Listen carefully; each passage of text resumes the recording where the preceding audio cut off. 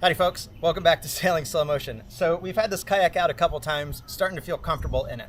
Now of course we still need to do a roll course and surfing course down in St. Pete, and we'll get to that in the future, but I already know some of the modifications that I want to do to this boat. Let me show you.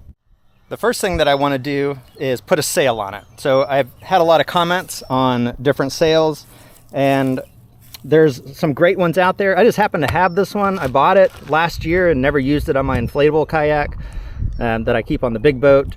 But I'm gonna use this one as a temporary, see how much I like it, and if it's awesome, then we will upgrade. Actually, if it's awesome, we'll keep it, and if it's not great, then we'll upgrade. I need to get the compass for the front right here, move this mount. The previous owner put that on there for fishing. And then on the back, I want to put a rudder system. So a lot of mods already in the works for this thing, and the first one that we're going to do is get this sail on.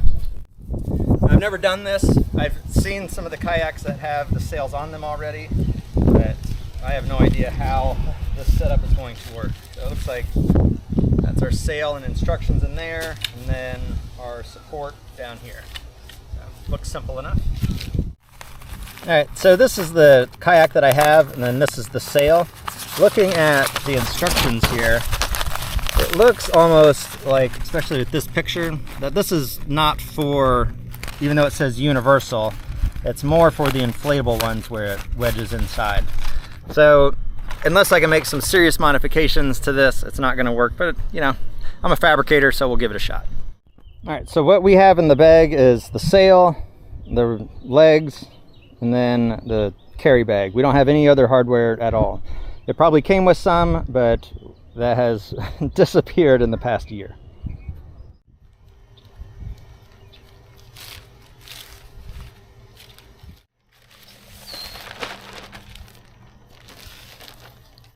Okay, I'm letting my wheels spin here, but it looks like this joint is critical, obviously, and everything else is not. Now, of course, to use this on the other kayak, it's pretty essential, but on this setup, we don't need these. So if I had a rotating base that mounted to here, then I would be able to run a line through the base so I could adjust it minorly, just a little bit to the right, a little bit to the left. And then up top, when it's open, I could run a line to either bar to a central pulley, so when I pull the line, it would close it shut and then bring it back to lay down this way. So that's where my current thought is, but I got to figure this out first. Okay, this might seem a little weird. I've been running through different design ideas, so I'm going to show you. So this is how the sail is supposed to mount, and what I'm thinking about doing is just turning it a little bit so that it mounts this way, and then I'll have a sock on the bottom so I could draw that up, and then I will have a line. Let's see. I'll have a line going across the top so I could draw the sail closed, and then another line to draw the sock up. And I think this setup would be pretty easy, and I'll show you what it looks like, sort of. Okay, so one thing I do have to look up is where I'm supposed to mount this, but instead of having it mounted this way, like that, I'm just going to pull it up and mount it this way, right? And then I could have my control lines running from this point right here down to anchor points on either side, so I'll be able to have it on a starboard tack like this, or you know, over here on a port tack. But I think that's going to work out pretty good.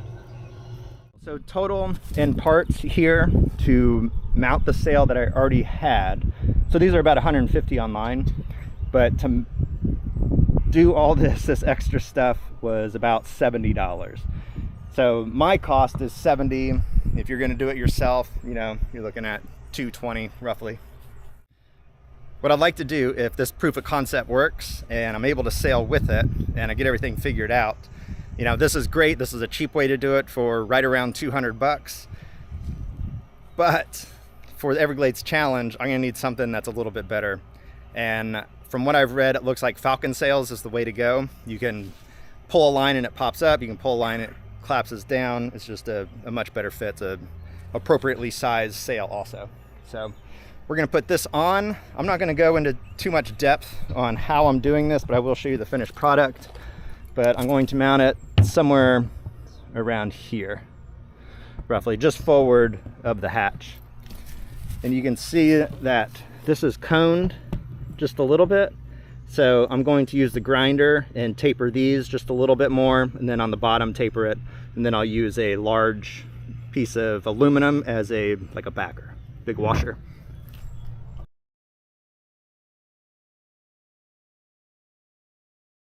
Okay, so we got the mount put on, so I'll just show you. So this is the top, or just mount it to the plate or to the kayak, and then underneath we have that support bar going all the way down for compression, and then we got the aluminum sheet cut and made as like a giant washer. So now this is all one unit here, and it's very sturdy.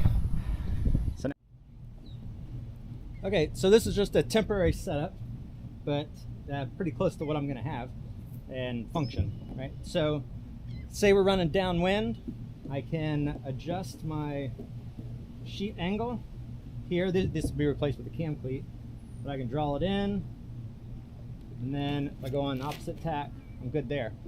If I catch some serious wind, I can close this up by pulling here.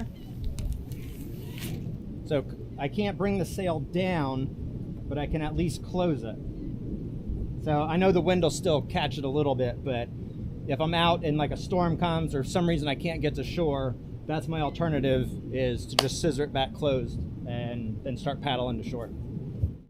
All right, so here is my rudder mount that I made. So I just used that same aluminum that I used to make the plate for underneath the mast step. So I just cut this to give a little fancy angle to it. I had it squared off, but it was too high. So anyway, this hole right here is the hole where the handle was attached to, and that plastic runs all the way through, so I can't compress that. So that's sturdy, and then this one's to keep it from pivoting up and down, but it's towards the back here, so it's through some pretty thick plastic. And then for the post mount, I had 2 rivets, but the rivets still had just the slightest bit of play, so I ran a little screw through here, which you can see in that gap is pretty tight. So, but right now I should be able to lift the kayak up from this hinge point right here, or not even a hinge point, but from this point with me in the kayak, and it support it. So it's very sturdy. And then the lines that I ran, I just used 550 cord. So I have an upline here, a downline here, and then my steering lines here and here. My current setup for steering, I have it set for really not as a rudder, but more as like trim control. So this is my left and right here. So pull and side to side. So I was looking at a way to run it to the pedals down here on a hinge, like a pivot point, that I could work with my toes, and I still might do that later, but right now I just have it set up like this, so I just slide it back and forth here and left and right. So I'll have it mostly directly straight down, working as a skeg, you know, which I also have this skeg right here that I could drop down. So that'll help me go straight, and then if the wind's blowing and I'm starting to get pushed over, and then I can just take this and work the rudder a little bit, and I'll do a center line on here also, so I know when I know that the rudder's straight up and down.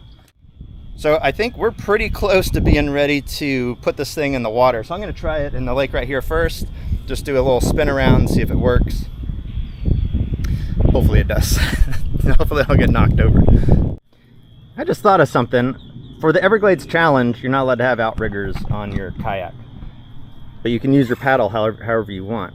If I rig up some systems so that this can mount here even a little bit further forward, if I can have a sturdy mount to where this is sitting off to the side, angled a little bit up. If it's angled up, then it should kind of want to drive back out of the water. So although it won't float or work as an outrigger, it could slow that roll motion if I catch a stiff breeze. So I'll have to look into that.